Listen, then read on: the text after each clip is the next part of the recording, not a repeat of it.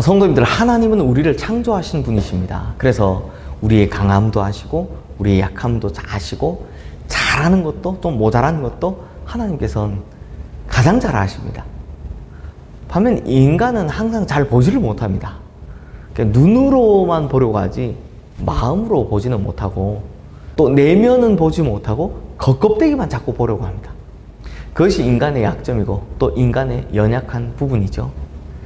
그래서 이스라엘 백성들은 광야 생활을 하는 동안 하나님께서 늘 보고 계셨고 늘 듣고 계셨고 또 그들의 고통도 다 알고 계셨는데 하나님은 자신들을 떠나 있고 보지도 않으시고 듣지도 않으신다라고 오해를 했습니다.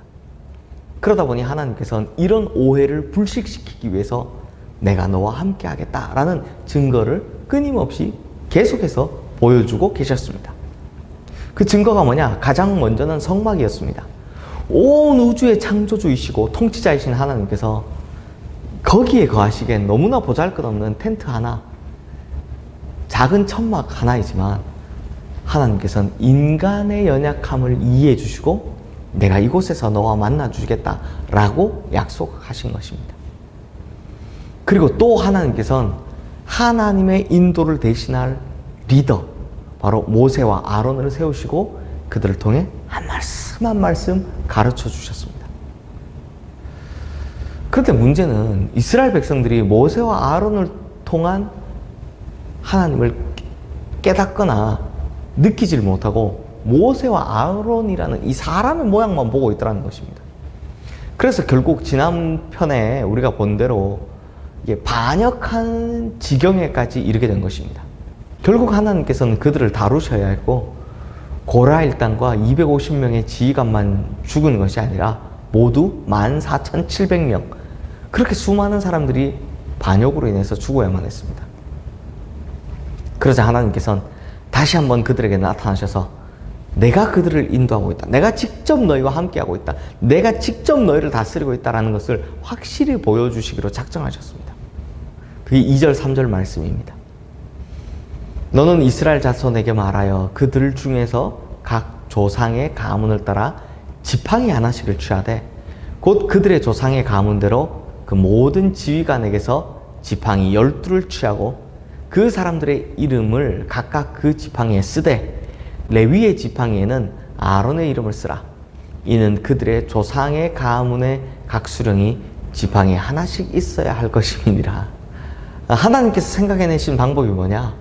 각 지파의 수령들에게 지팡이 하나씩 가지고 나오라 라고 말씀하시는 겁니다. 그리고 그 지팡이에다가 이름 써서 가지고 나오라 라고 말씀하셨고, 특별히 레위 지파의 지팡이에는 아론의 이름을 쓰라 라고 말씀하셨습니다. 그리고 이 지팡이들을 성막의 증거궤 앞, 즉 언약궤 앞에 두라고 하셨습니다. 이렇게 하신 이유가 뭡니까? 오늘 보면 5절 말씀 보면요, 내가 택한 자의 지팡이에는 싹이 나리니 이것으로 이스라엘 자손이 너희에게 대하여 원망하는 말을 내 앞에서 그치게 하리라. 성도님들, 지팡이라는 거 죽은 나무입니까? 산 나무입니까? 이미 죽은 나무입니다. 그런데 이미 죽어서 생명이 없는 나무에 싹이 난다는 것은 죽은 것을 살리시는 하나님만이 할 수 있는 능력을 보여주심으로써 확실하게 하나님의 권위와 능력을 드러내시겠다라는 것입니다. 결국 어떤 일이 벌어졌습니까? 8절 말씀입니다. 이튿날 모세가 증거의 장막에 들어가 본즉 레위 집을 위하여 낸 아론의 지팡이에 움이 돋고 순이 나고 꽃이 피어서 살구 열매가 열렸더라 라고 합니다. 그 지팡이에 하루 만에 살구 열매가 열렸다고 합니다. 이게 우리말로는 살구 열매라고 번역이 되어 있는데요, 이게 영어 성경을 비롯한 각종 번역에 보면 이게 아몬드 열매라고 번역이 되어 있습니다. 제가 히브리어로 봤더니 실제로 히브리어에 보면 이 열매가 샤케드라고 합니다. 그럼 샤케드가 대체 무슨 뜻이냐? 흔들어 깨우다 라는 뜻입니다.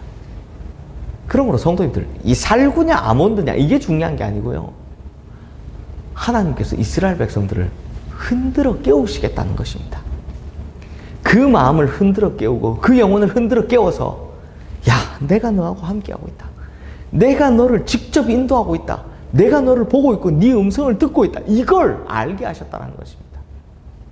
그래서 앞으로는 모세와 아론이 전하는 말이 의심스러울 때마다, 그래서 하나님의 권위가 의심스러울 때마다 그 지팡이의 싹을 보며 샤케드, 흔들어 깨워서 정신을 차리라 라고 말씀하신 겁니다. 사랑하는 성도님들, 그 옛날 이스라엘 백성들에게 하나님께서는 샤케드, 흔들어 깨우는 아론의 쌍난 지팡이를 통해 그들의 잠자는 영혼을 깨워주신 것처럼 우리에게도 이런 샤케드가 있습니다. 바로 십자가와 부활입니다. 아론의 죽은 나무 지팡이에서 새 생명이 난 것처럼, 그걸 통해 샤케드, 흔들어 깨운 것처럼 우리에게도 죽음의 십자가와 새 생명의 부활을 통해 하나님께서는 샤케드, 흔들어 깨우신다는 것입니다.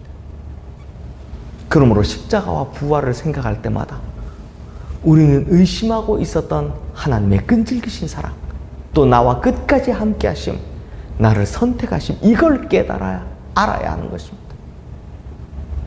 사랑하는 성도님들, 이걸 깨닫지 못해서 멸망당하는 고라단과 같은 사람들이 되지 맙시다. 보이지 않고 만져지지도 않지만 십자가와 부활만으로도 샤케드, 흔들어 깨우침이 있어서 늘 주님의 동행을 믿고 또 믿음의 눈으로 바라보고 사는 우리 성도님들 되시기를 주님의 이름으로 축원합니다. 기도하겠습니다. 하나님 아버지, 우리의 마음은 참 연약한 인간의 마음인지라 보이지 않고 들리지 않고 만져지지 않으면 하나님을 의심할 때가 있습니다. 그 의심이 우리 마음속에서 올라올 때가 있습니다. 하나님, 그때마다 우리가 이 아론의 쌍난 지팡이와 같은 죽음의 십자가와 새 생명의 부활을 바라보며 샤케드, 우리의 영혼을 흔들어 깨우는 그런 역사가 있게 하여 주시옵소서.